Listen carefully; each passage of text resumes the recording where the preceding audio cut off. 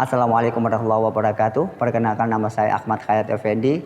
Saya mengajar di SMA Negeri 1 Kota Pasuruan dan saya juga termasuk mahasiswa PPG Daljab angkatan ketiga tahun 2023. Puji syukur kehadirat Allah Subhanahu wa taala yang mana atas segala limpah rahmatnya saya masih diberikan sehat, nikmat kuat sehingga sampai dengan saat ini saya bisa menyelesaikan tahapan-tahapan daripada proses untuk menuju menjadi guru yang profesional. Ucapan terima kasih kepada saya sampaikan kepada yang pertama Ibu Raufah Inayah selaku dosen pembimbing yang sudah memberikan masukan, arahan, bimbingan, kritikan dan segala macamnya. Begitu juga dengan Ibu Nila yang selaku dosen guru Pamong yang sudah memberikan masukan juga, yang sudah memberikan kritikan, arahan sehingga saya menjadikan motivasi buat saya untuk menjadi guru yang profesional. Yang ketiga, saya ucapkan terima kasih kepada Bapak Gatot Suyono selaku Kepala SMA Negeri 1 Kota Pasuruan yang sudah mensupport baik material maupun non material dengan banyak hal yang bisa mendukung saya untuk bisa menyelesaikan program ini. Begitu juga yang terakhir, ucapan terima kasih saya ucapkan kepada teman-teman guru sejawat yang memberikan motivasi, memberikan masukan, arahan juga sehingga saya lebih bersemangat untuk bisa menyelesaikan daripada program pendidikan ini. Hari ini saya akan melaksanakan video pembelajaran yang mana video pembelajaran ini dipergunakan untuk memenuhi syarat sebagai mahasiswa yang akan melaksanakan uji kinerja. Dan yang terakhir, mohon dukungan dan restunya sehingga saya bisa melaksanakan ini dengan baik dan lancar. Sekian, selamat menyaksikan. Assalamualaikum warahmatullahi wabarakatuh. Waalaikumsalam warahmatullahi wabarakatuh. Selamat siang. Siang. Masih semangatkah hari ini? Semangat ya. Saya harap demikian ya, karena ini memang tugas kita untuk bisa meraih masa depan yang lebih baik ya seperti ini. Harus berkorban, harus bisa memaksakan diri untuk bisa tetap semangat seperti itu ya. Oke, sebelum kita mulai, ada baiknya kalau kita berdoa terlebih dahulu. Mungkin dari ketua kelas untuk bisa pimpin doa. Baik, sebelum kita mulai pelajaran pada siang hari ini, marilah kita berdoa sesuai agama dan keyakinan masing-masing. Berdoa mulai.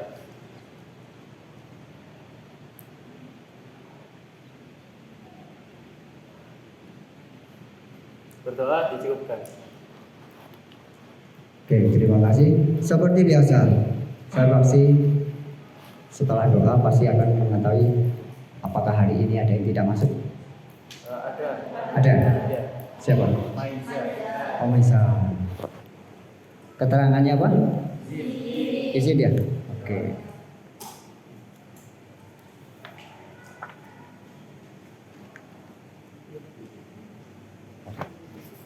Habis. Oke, hari ini kita akan belajar terkait dengan jenis-jenis sistem pembayaran.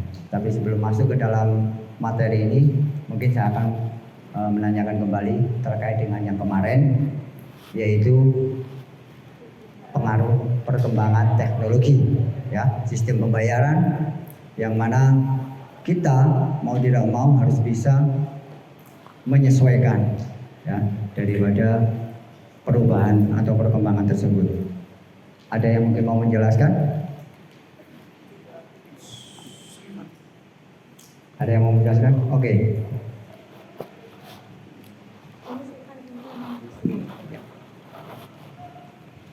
Saya mohon izin menjawab terkait dengan implementasi kemajuan teknologi itu sendiri memberikan dampak negatif dan dampak positif terhadap sistem pembayaran. Tentunya sistem pembayaran secara digital, di mana dampak positifnya untuk itu mempermudah dalam sistem pembayaran menjadi lebih efisien dan lebih mudah. Kita tidak perlu membawa uang sebanyak-banyaknya untuk melakukan pembayaran. Kita juga bisa melakukan pembayaran dengan sistem jarak jauh. Sedangkan untuk dampak negatifnya mungkin bisa ada dampak negatif seperti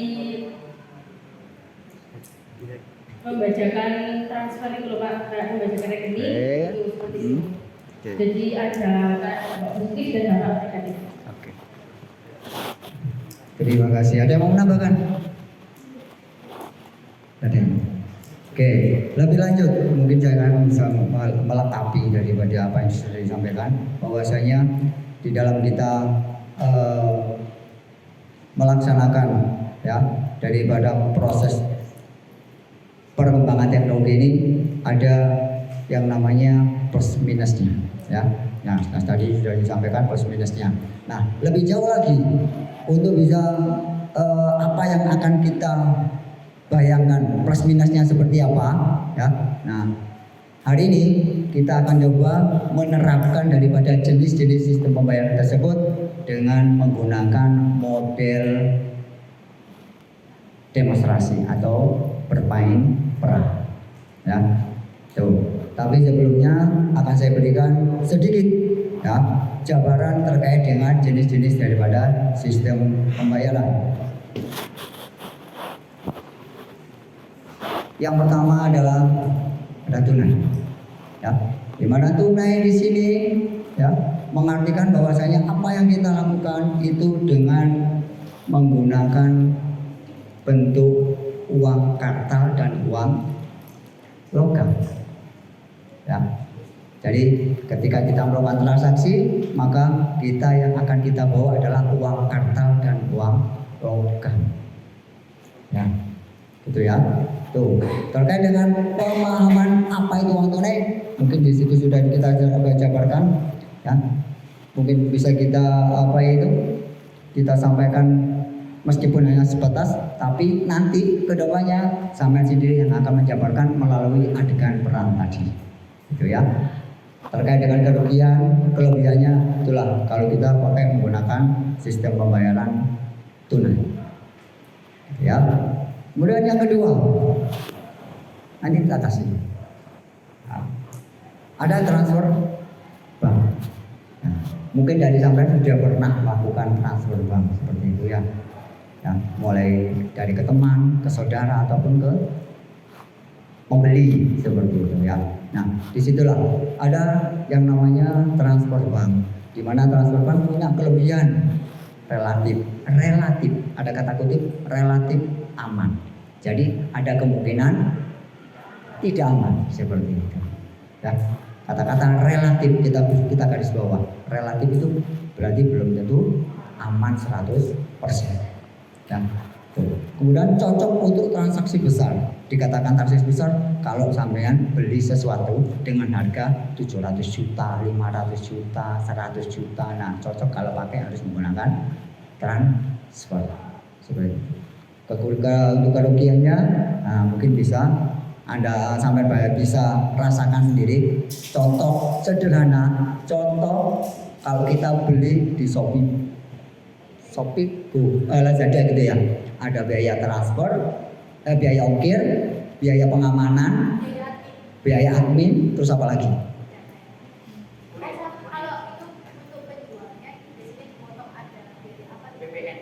PPN-nya, nah, seperti itu. Oke, ya, oke. Terus yang berikutnya, kartu kredit. Berbicara tentang kartu kredit, ya lebih jauh. Secara singkatnya, kartu kredit adalah sebuah media pembayaran dengan menggunakan sebuah kartu yang mana kartu tersebut bisa kita gunakan ketika melakukan pembayaran secara hutang. Secara hutang. Jadi hutang boleh. Hutang itu boleh. Ya. Nah, tapi ada kerugiannya. Nah, kerugiannya di situ bunganya tinggi. Nah, apalagi kalau sudah telat bayar. Nah, tuh. Terus yang berikutnya nanti tak kesini ya. Oke. Debit card. Nah, mungkin bagi yang pernah atau sudah punya debit card di sini, nah ya debit card. Debit card di sini adalah hampir sama dengan ATM. Bedanya, nah, tuh bisa dilihat, ya, hampir sama dengan ATM, hanya cuman memiliki risiko kelebihan utang, artinya bisa boros lah gitu ya. Murah, tidak bisa boros, tidak bisa boros, praktis, artinya sesuai dengan kapasitas yang ada pada isi rekening kita. Nah, limit istilahnya, kalau orang mengatakan limit seperti itu ya. Kerugiannya tidak bisa dibuat kredit. Kalau sudah habis ya sudah habis. Mau beli apapun kita tidak akan bisa. Itu ya. Berikutnya ada e-wallet. Mungkin yang e-wallet sudah pernah itu sampai punya di sini ya. Mulai dari Dana, GoPay, OVO, Shopee, Link aja, terus apa lagi? PayPal, ya seperti itu. Dan masih banyak macamnya ya. Ya, itu semua punya kriteria dan ketentuan persyaratan tersendiri ya di dalam penggunaannya. Kalaupun misalnya kelebihannya cepat, praktis, semua mengatakan praktis. Memang praktis karena apa? Kita tunjukkan hanya sebatas sebuah kode di situ. Dikatakan praktis, ya, cepatnya seperti itu. Nah, ini ada cashback. Nah, ya, ada cashbacknya, bonus. Paling juga tidak terlalu banyak gitu ya. Lanjut yang berikutnya ada cek. Cek di sini. Nah, sebuah instrumen pembayaran yang mana instrumen pembayarannya diterbitkan oleh bank yang bersangkutan, ya, artinya bersangkutan yang kita punya akses ke sana, punya jadi nasabah di sana, gitu ya. Kalau tidak punya atau tidak jadi nasabah, otomatis sampai juga tidak bisa punya atau bisa menerbitkan sebuah cek yang diberikan oleh bank. Dan cek itu sendiri, nah itu diberikan ketika limitnya itu sudah sesuai dengan persyaratan. Ya, berapa persyaratannya bergantung dari bank itu sendiri. Bisa jadi minimal 50 juta saldo seperti itu. Ya, bergantung dari ketentuan. Berikutnya yang giro. Nah, giro. Ya.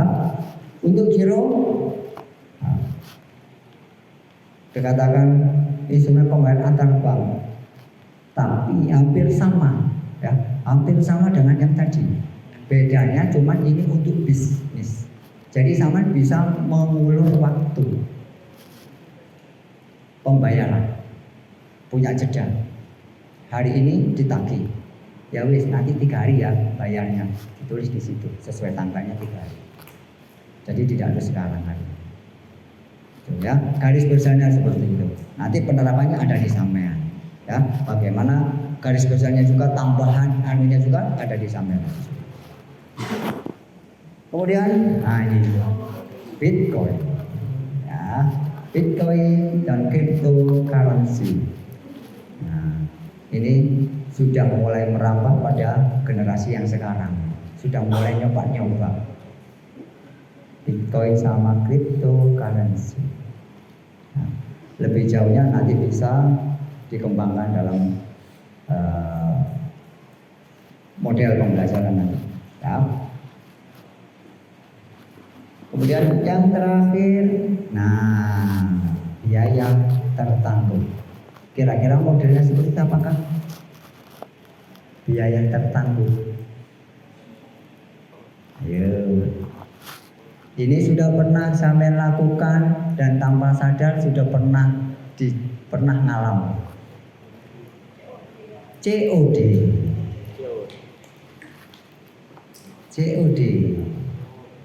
Biaya tertanggung. Jadi sama barang akan diterima kalau sudah. Nah, artinya barang sudah datang baru sama bisa bayar. itu biaya tertanggung. Ya, logikanya seperti itu. Nah, sudah. Ini ada 10 ya. Dan masih banyak macamnya. Nah, ini hanya sekilas garis besar ketika kita belajar tentang jenis-jenis sistem pembayaran. Nah, hari ini saya akan tetap menggunakan kelompok yang kemarin ya. Dan kemarin juga saya sudah tentukan transaksinya kan ya. Oke. Saya kasih waktu berapa ini sekarang jam? Oke. 20 menit untuk bisa berdiskusi sebentar terkait dengan bagaimana nanti menerapkan jenis-jenis aplikasi sistem pembayaran sesuai dengan yang kemarin sudah kita sepakati. Ya, oke, silakan.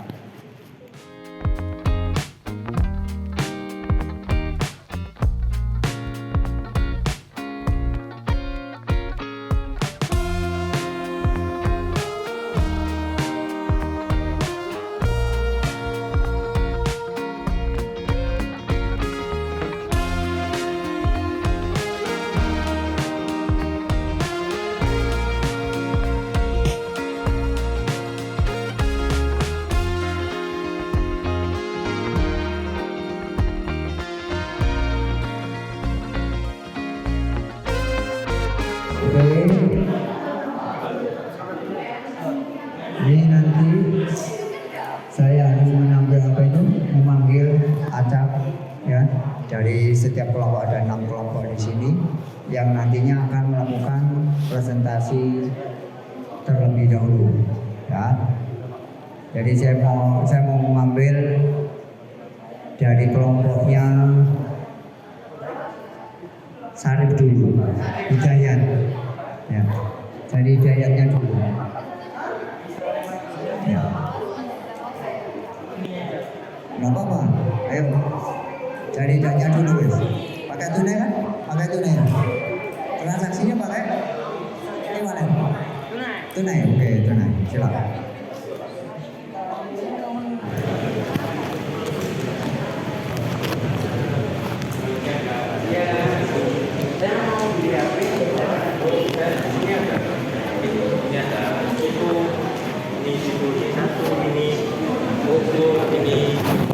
Ini Xiaomi dan ini Realme. Saya mau beli HP yang murah tapi bagus, ada nggak yang Oh ini kualitasnya? pilihan yang terbaik di sini ada Vivo. Ini ya ada harganya cuma 5.400.000 saja. Saya boleh lihat dulu nggak? Boleh?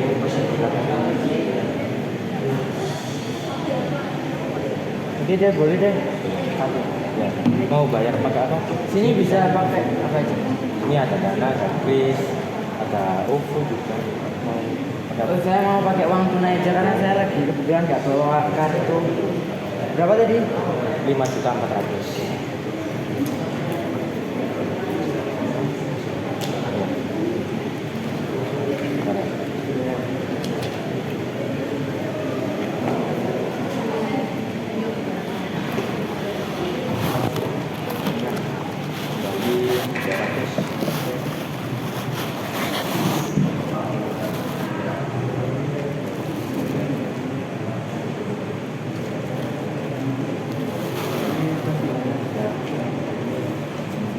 Oh iya, ada kotaknya nggak? Nggak ada, baru buka. Oke, terima kasih ya.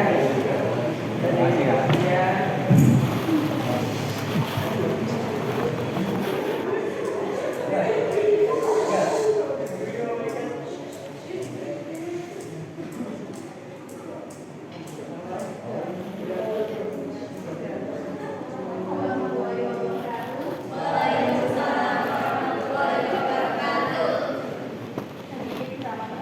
Kita mengetahui ya, sekarang di era modern ini teknologi ini semakin berkembang. Apalagi pembayaran secara digital ini sudah banyak sekali. Contohnya seperti Dana, Kris, atau debit card gitu ya. Nah, walau metode pembayaran semakin beragam, masih banyak juga orang yang melakukan pembayaran secara tunai. sebenarnya apakah sih kelebihan dan kekurangan menggunakan uang tunai di era modern sekarang? Akan dijelaskan oleh teman saya Kalista. Kelebihan menggunakan uang tunai dalam zaman modern tentunya adalah transaksi menjadi lebih mudah. Jika dilihat dari situasi saat ini, sebenarnya sistem tunai masih menjadi metode utama pembayaran. Hingga saat ini, sistem cashless belum bisa diterapkan secara 100% di Indonesia. Dikarenakan persebaran teknologi di Indonesia belum sama seperti di daerah pegunungan, daerah terpencil, itu kan masih belum rata penggunaan teknologinya, jadi belum bisa 100% menggunakan cashless di Indonesia. Yang kedua, mengurangi resiko hutang. Kelebihan dari uang tunai selanjutnya adalah mengatasi dan mengurangi resiko terjerat hutang. Pasalnya, ada lebih banyak pilihan berbelanja online dengan kartu kredit dan pay later atau sistem beli sekarang bayar nanti. Jika ditambah dengan godaan promo dan perilaku inklusif, tentu utang tersebut akan semakin bertambah banyak. Namun, dengan menggunakan uang tunai saja, kamu tidak akan bisa menggunakan pilihan tersebut dan menjaga diri agar tidak semakin menambah utang. Yang ketiga, ingat dan bisa menabung. Hal yang paling menyenangkan dalam menabung adalah mendapat tumpukan uang yang banyak. Nah, uang tunai bisa jadi salah satu solusi irit dan membantu bisa menabung lebih banyak. Dikarenakan kita selalu menyimpan uang tunai di dalam dompet dalam jumlah yang terbatas, secara otomatis pun kita akan mengirit penggunaan uang tunai dan ada dorongan menabung di dalam hidup kita.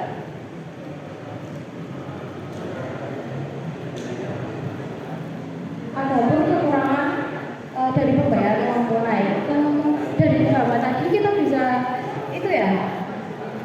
Untuk nomor satu kekurangannya adalah risiko kriminalitas. Jadi kan tadi Dayan itu membawa banyak uang ya, sampai duitnya itu nggak cukup.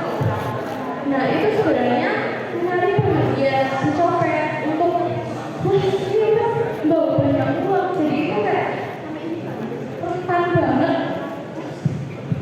pencopetan. Untuk nomor dua, mudah hilang atau terselit. Kita kadang itu suka lupa kalau kita naruh di tas atau di saku celana itu kita sering lupa. Terus untuk nomor tiga adalah sulit untuk mencatat pengeluaran. Jadi biasanya kita itu lupa, kita itu udah berapa kali sih pakai uang tunai ini. Kadang kita harus mengingat-ingat. Kalau di digital biasanya itu ada riwayat ya. Jadi kita bisa pas ngecek, aku harus melakukan pembayaran ini kayak uang tunai yang kita mengingat lebih lagi. Sekian dari presentasi kami, mohon maaf jika ada kesalahan atau apa yang kurang berkenan. Terima kasih. Wassalamualaikum warahmatullahi wabarakatuh. Terima kasih.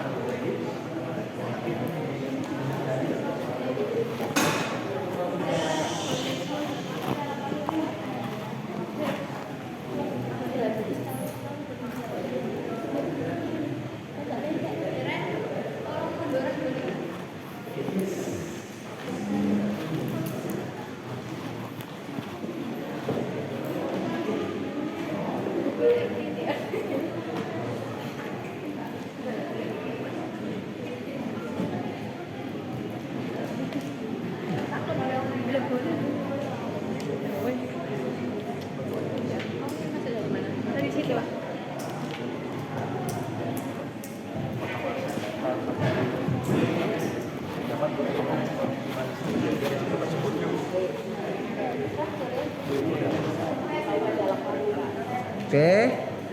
1, 2, 3. Suatu hari ada dua orang sahabat yang sedang berkeluarga di sebuah toko buku.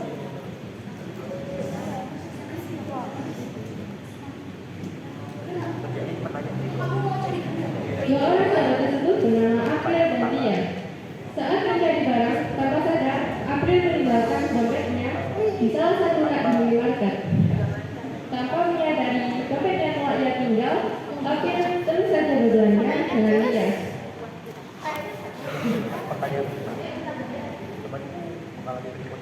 Di sisi lain, di saat April dan Lia disibukkan oleh belanjaan mereka, ada seseorang yang diam-diam mengambil semua uang yang ada di dompet tersebut.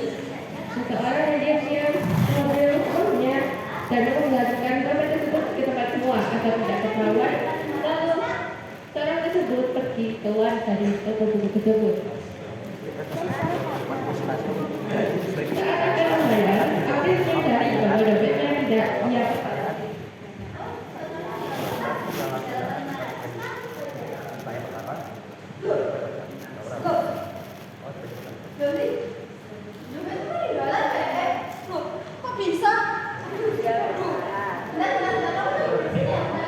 Akhirnya April kembali ke rak yang telah ia kunjungi dan pada akhirnya ia menemukan dompetnya di salah satu rak yang dia cari. Dia pun masuk kembali ke tempat pembayaran tanpa tahu bahwa semua uang yang ada di dalam dompetnya telah hilang.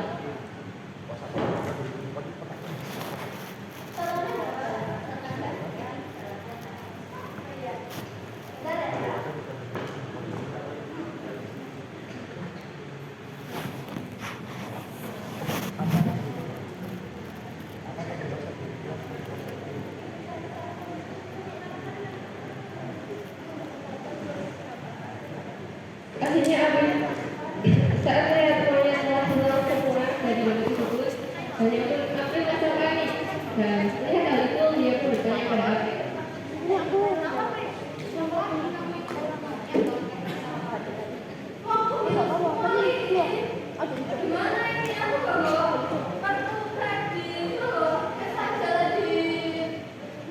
Tugas kasir menunggu April yang lama membayar dengan sabar, berbeda dengan orang yang asli di belakang April bertanya.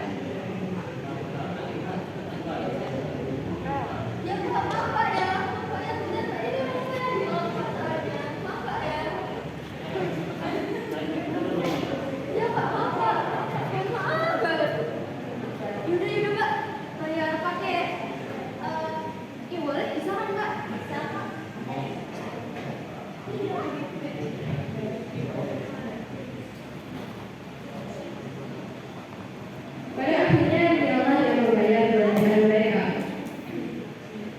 Saat selesai membayar, April masih penasaran apa yang ia boleh.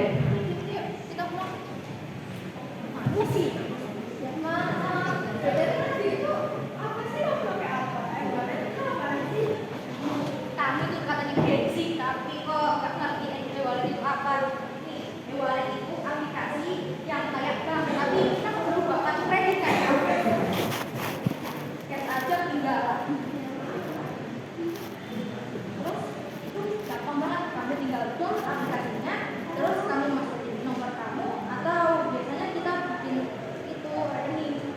Terus itu kita tinggal masukin PIN, udah deh itu aja, gak usah ribet bawa cash atau bawa kartu kredit.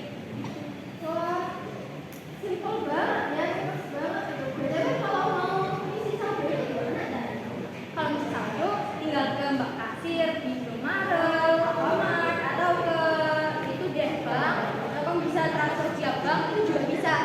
Ini kayak mudah banget. Kamu nggak ada kayak bilang e-wallet ribet, enggak. Ini gampang banget. Beres, aku habis ini mau pakai e-wallet nanti ajarin ya. Tahu nggak sih e-wallet ini nanti bisa dibuat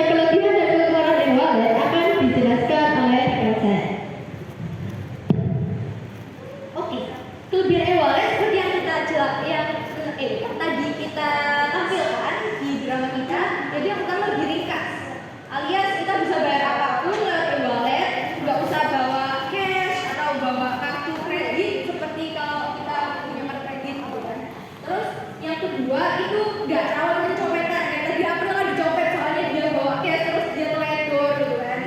Terus akhirnya udah itu aja. Untuk kekurangannya juga dijelaskan oleh rekan saya, Wali. Baik, untuk kekurangan dari EWAL sendiri tentunya tidak luput dari peretasan atau hackingan pada akun e-wallet. Dan yang kedua, untuk proses sebelum kita melakukan transaksi diperlukan untuk adanya top up atau pengisian pada e-wallet sendiri, dan itu juga bisa ada sedikit ada tambahan fee dari setiap e-wallet tersendiri.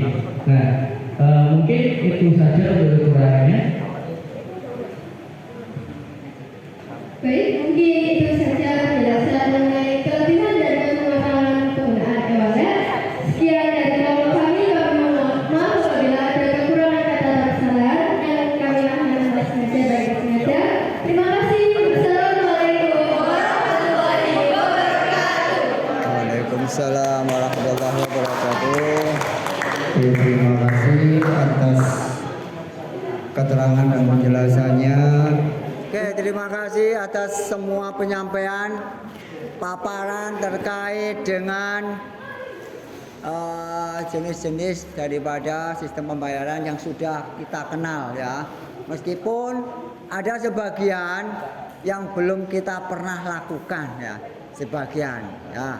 Tapi paling tidak dari sebagian itu ya sudah kita pernah jalani, sudah kita rasakan betapa bagaimanakah teknologi itu bisa merubah mindset kita ya, merubah mindset kita untuk menjadi lebih berkembang. Bagaimana cara kita untuk bisa menumbuhkan semangat untuk bisa mengikuti perkembangan zaman itu sendiri ya. Terakhir bagi kita ya, yang jadi catatan buat kita adalah dengan adanya perkembangan teknologi itu, harapan kita sama sebagai generasi ya, sebagai generasi yang akan melanjutkan dari perkembangan itu, gunakanlah dengan sebaik mungkin ya, akan apa ada atau apapun yang ada di dalam perkembangan teknologi, khususnya di dalam sistem pembayaran itu ya. Nah, satu pertanyaan lagi, hari ini untuk kegiatan pembelajaran dengan menggunakan role playing atau bermain peran, kira-kira adakah yang tidak puas dengan kegiatan ini? Puas ya? Oke. Harapan saya dengan kegiatan ini sama tidak bosan. Ya, sedikit santai ya, tidak sampai menimbulkan stres, apalagi karena apa? Ini jadwal kita itu siang ya. Nah, sudah terakhir jadwal kita ya. Mau tidak mau harus kita rubah, pembelajaran itu tidak terlalu serius tapi bisa masuk, bisa menjadikan pada ilmu pengetahuan buat kita. Itu ya. Oke. Minggu depan kita sumatif ya? Sumatif. Apa itu ulangan ya? Minggu depan ulangan ya? Ulangan? Ya. Benar kan? Kan kita sudah 3 kali topik sudah kita selesaikan di sistem pembayaran. Ya, nanti habis ulangan berpindah ke topik yang berikutnya. Ya. Jadi untuk ulangannya 30 soal aja. Pakai kuisis. Ya, pakai kuisis. Itu ya. Pakai kuisis. Terus jangan lupa itu yang ada di LKPD silakan diisi di yang huruf terakhir ya, yang terakhir kalau tidak salah. Ya, yang di terakhir. Yang itu yang di langkah kerjanya yang terakhir. Nah, silakan diisi nanti atau besok minggu depan boleh diserahkan ke saya. Oke. Oke. Ada kurang lebihnya saya mohon maaf. Sebelum kita pulang, kita kemas-kemas dulu. Setelah itu kita berdoa dan kita pulang. Itu ya. Oke, untuk mengakhiri pembelajaran, ketua kelas mungkin bisa memimpin doa untuk bisa pulang setelah pembelajaran ini. Baik, sebelum kita mengakhiri pelajaran kali ini, marilah kita berdoa untuk agama dan keyakinan masing-masing. Berdoa mulai.